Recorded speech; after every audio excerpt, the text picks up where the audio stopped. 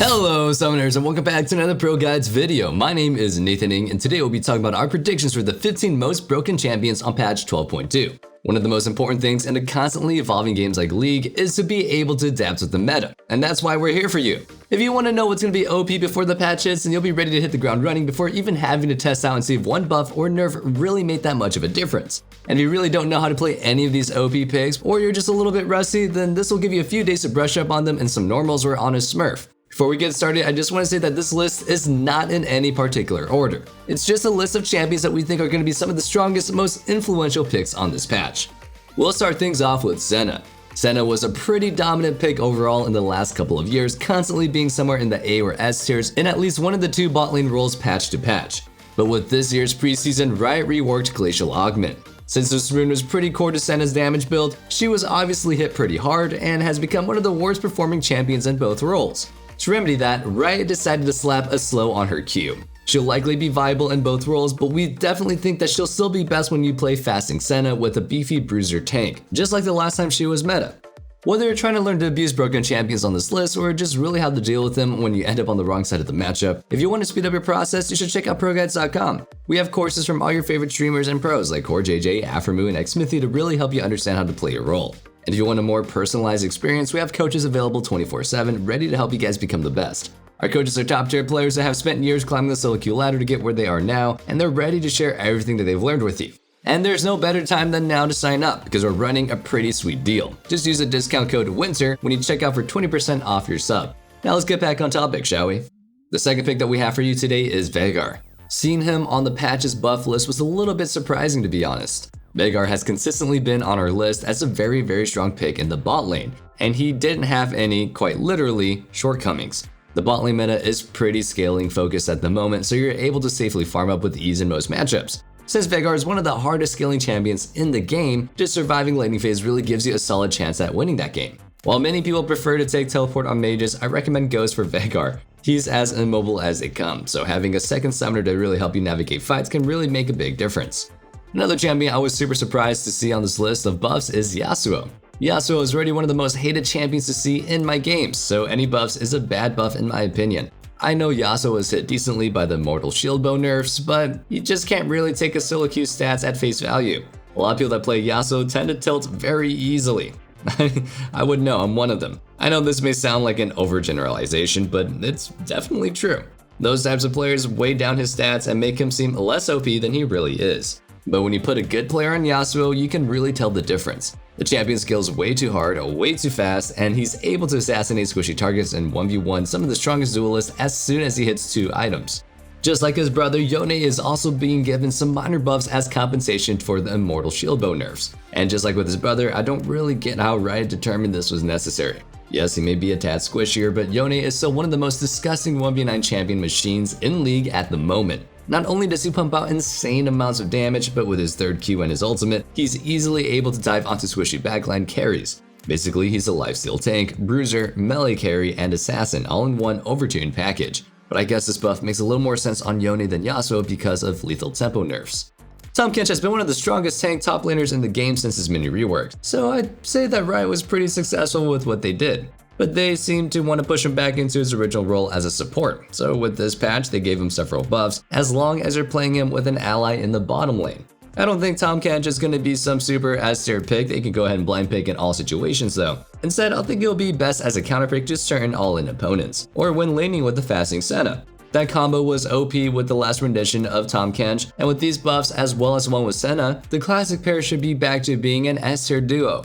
Next up, we have Soraka. The current bot lane meta is generally pretty scaling oriented. Both the ADCs and supports would rather farm things out and reach team fights. And when you're allowed to scale to the mid game as Soraka, you'll be MVPing fights for your team. Instead of providing utility via different buffs like most other supports, Soraka provides one thing: heals. Massive heals. Even when the team has grievous wounds, Soraka can pump out some serious sustain. Speaking of OP scaling picks, VIKTOR remains an insanely OP and strong pick. At this point, every other meta mid laner has been hit with nerfs in some way, shape, or form, but he's kind of like me throughout quarantine, pretty much entirely untouched. He has a very solid laning phase, with a good enough player being able to go neutral in even the worst matchups. Having such a reliable early game isn't really a good balance. I mean, given that he's the hardest scaling control mage at the moment, I would say that he's a pick that's all but guaranteed to scale up each and every game, as long as you totally don't int the laning phase. Not enough scaling champions yet? Well, how about we add JINX to the list then? She's another champion that's benefiting greatly from the overall less aggressive environment in the bot lane at the moment. Plus, with all the nerfs to assassins, she's definitely going to be a little bit stronger. Anyway, a less volatile laning means a better chance of just farming up your 3-item spike, and if you're allowed to do that, then the odds are the game is yours to carry. Here's a bit of advice when you pick JINX. I keep seeing JINXs go for Gale Force. Do not. In almost all cases, Kraken is going to be the better item for pumping out DPS. And I know you can't pump out DPS if you're dead, but hey, just position better. You have lethal tempo. Now let's talk a little bit about Akshan. When Akshan first landed on the Rift, he was a big ol' flop. But as people learned the right builds and playstyles with him, he quickly became one of the most dominant mid lane picks in the meta. Now he's also considered to be one of the best top laners in the game as well. Simply put, he's just way too good at being a lane bully. Whether you're dealing with another mage, a marksman, or a bruiser, or a tank, Akshan can beat up any lane opponent. With roaming and reviving allies built into his kit, you're able to use your lead to get to fights and swing them in your team's favor. Make sure you're keeping up your farm to keep ahead in levels, but anytime you have the wave shoved all the way in, you should be looking to roam and assassinate a target. Taking us back to our supports, we have SONA. If you're the type of support that purely just wants to scale up and be more useful later in teamfights, then she's the pick for you. Other picks like Lulu and Nami exist to buff up a single hyper carry and turn them into as much of a carry as possible. With SONA, instead of focusing on just one champion, you'll be able to enable your entire team with your constant auras and buffs. The one thing that should be obvious is that SONA is extremely squishy, so positioning is very key to making her work. It doesn't take much to get yourself one shot in the middle of a fight. In the event that the diver froths and then runs you down, remember to abuse SONA's W power chord. The damage reduction can be pivotal in preventing otherwise certain deaths. Despite not receiving any direct changes to himself for several patches, Trundle has been slowly rising up on the performance charts. Now he sits around at a 53% win rate in Plat Plus. The thing is, Trundle is just built to overpower any opposing jungler that you end up against. This is pretty useful, since most junglers will literally fight to the death over Scuttlecrab. When it comes time to teamfight, remember that you don't really have to dive the enemy backline as Trundle. In fact, more often than not, you probably want to front to back, either using your ultimate on the enemy team or more importantly on any divers that are jumping on your carries in the back.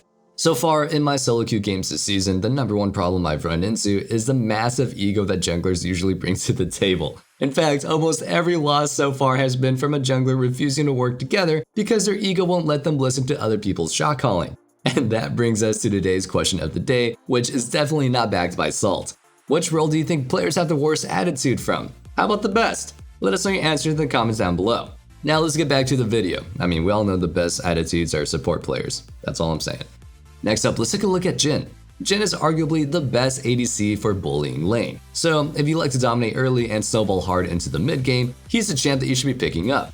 His first couple of levels are unremarkable or even weak, but once you get some AD and even a few levels in your queue, things quickly start to come online. One thing about JHIN is that a lot of players tend to only level his Q and W until level 8, but I think that's actually a huge mistake. Having your traps allows you to get better control of the bushes and gives you a way to see jungle ganks coming ahead of time. So I recommend taking your E at level 4. Another pick that we have in the bot lane for you is Heimerdinger, but I don't just mean Heimer as a bot lane carry. Heimer's support is just as, if not more OP than his usual role as a carry. I know this sounds troll, but hear me out.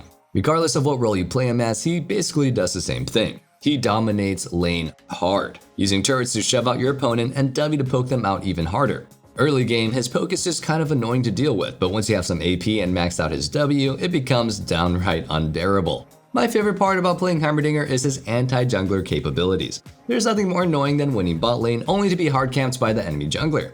Thankfully with Heimerdinger, he can often turn jungle ganks into triple kills. So just be sure that you're always using your ultimate to upgrade your turret and you'll be winning 2v3s no problem. A champion that I'm sick of seeing is GAREN. GAREN has an incredibly basic kit, making him a pick that's always appealed to lower elo players. But don't let his simplicity fool you. GAREN isn't just a low elo pub stompy champion. GAREN is also a high elo pub stompy champion because you can abuse him all the way up to challenger. So what makes him so good? Well, in short, he just doesn't have any losing lanes. Against any range opponents, Doran Shield, Second Wind, and his passive gives him plenty of sustain. Then you'll just want to wait for them to overextend and then look for an all-in. Against melee champions, things are a lot more difficult for your opponent. Garen has very impressive laning skills, able to force huge trades with his Q and E anytime your opponent moves up. Since most of the time you should have Ignite on Garen, it only takes 1 or 2 trades to put your opponents in a spot where you can potentially kill them with an all-in. Finishing off our list, we have NUNU. NUNU may not be the most exciting pick for people, but man is he effective. His ganks are simply undodgeable by immobile champions, so once you mark your targets, gank them again and again until they tilt off the face of the earth. He's also an amazing pick in ARAM, which is probably the only game mode that brings me joy. And Ultimate Spellbook, I don't want them to ever take that away. Anyway, aside from pulling off some great ganks, the other big draw to picking NUNU is how easily he secures objectives. The combination of his Q and Smite makes it nearly impossible to lose Smite fights, so you should always play for Dragons as early as possible, that way you can go ahead and force Dragon Soul as quickly as you can. And that wraps things up for our predictions for the 15 most broken champions for patch 12.2. Hope you guys enjoyed the video, and if you did, make sure you sub so you never miss out on our content like this. And remember, let us know which role has the players with the best and worst attitudes in the comments down below.